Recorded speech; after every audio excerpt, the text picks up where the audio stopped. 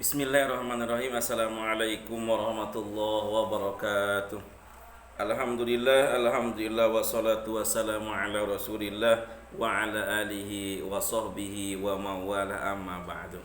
Hadirin hadirat jamaatul muslimin wal muslimat, santriwan santriwati SMP Al Musinin.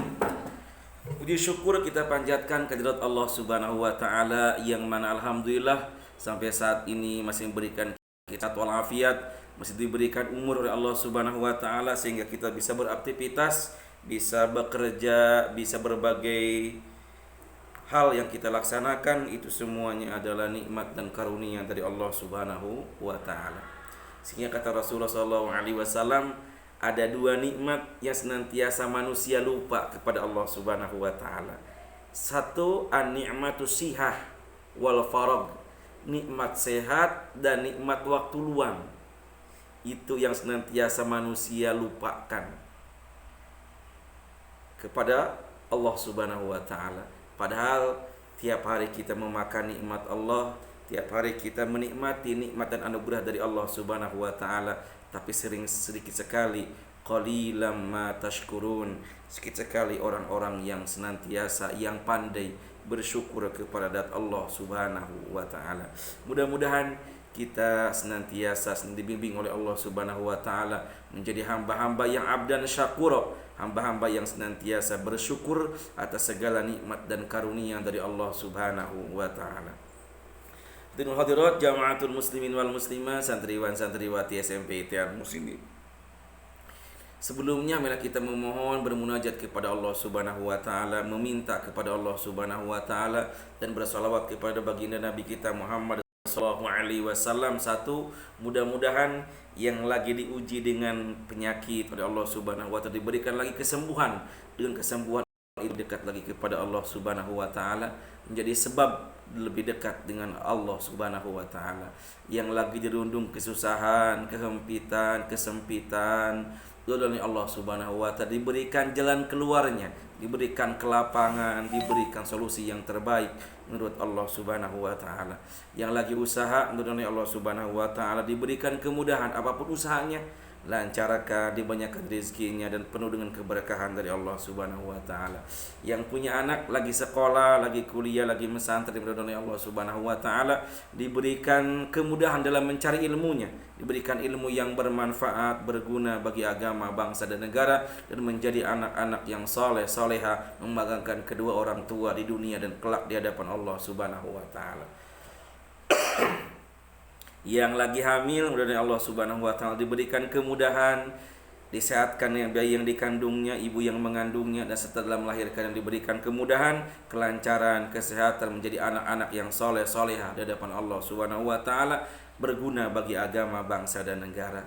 Yang belum punya anak juga dari Allah Subhanahu wa taala cepat diberikan omongan, cepat diberikan amanah oleh Allah Subhanahu wa taala, sehingga dengan mempunyai anak itu lebih dekat kepada Allah Subhanahu wa taala.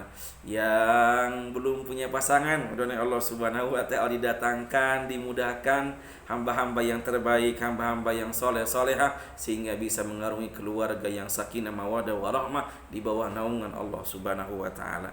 Yang lagi punya hutang dari Allah Subhanahu wa taala diberikan jalan yang terbaik, diberikan jalan keluarnya, diberikan solusinya, diberikan harta yang banyak, rizki yang banyak, sehingga bisa melunasi segala hutang-hutangnya. Amin amin ya Allah ya rabbal alamin. Allahumma salli ala Muhammad ya Rabbi salli alaihi wasallim. Allahumma salli ala Muhammad ya Rabbi salli alaihi wasallim. Rabbi fanfa'na bibarakatihi wahdina al-husna bihurmatihi.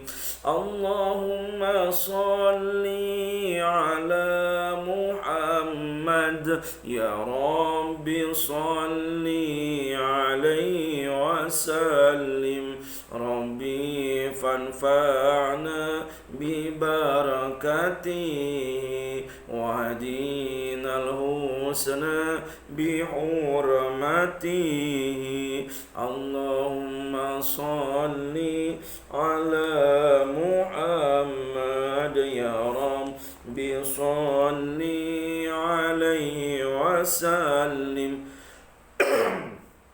اللهم صل على محمد يا رب صل عليه وسلم اللهم صل على سيدنا محمد وعلى آله وصحبه وبارك وسلم أجمعين. Bismillahirrahmanirrahim. Lihatnya faslun, ini pasal arkanuhu salah satu asya'a. Pada malam kemarin kita telah membahas tentang syarat wajib, syarat sahnya dan syarat wajibnya puasa. Sekarang menerangkan tentang arkanuhu, tentang rukunnya puasa. Ada berapa? Faslun ini pasal menerangkan tentang rukun puasa.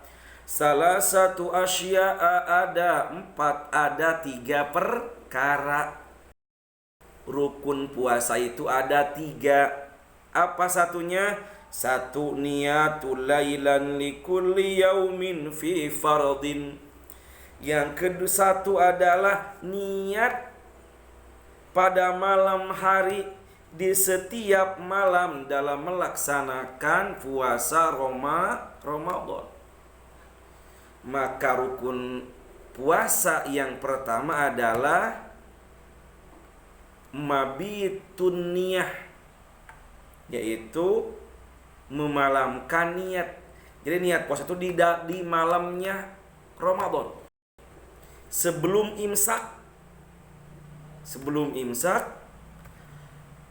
sebelum azan subuh, maka kita harus niat puasa Ramadan. Ingat, niat itu ada di dalam hati, dan yang dilafadzkan itu adalah hanya menolong litakid, untuk menolong, hanya untuk menolong hati. Kalau dibahasakan, kalau dapat gini, nawaitu sauma godin an adai fardi syahri ramadana hadihi sanati lillahi ta'ala. Nawaitu sauma godin an adai fardi syahri ramadana hadihi sanati lillahi ta'ala. Saya niat puasa besok, melaksanakan fardu Ramadan, puasa karena Allah. Itu kalau padkan, tapi niatnya di dalam hati.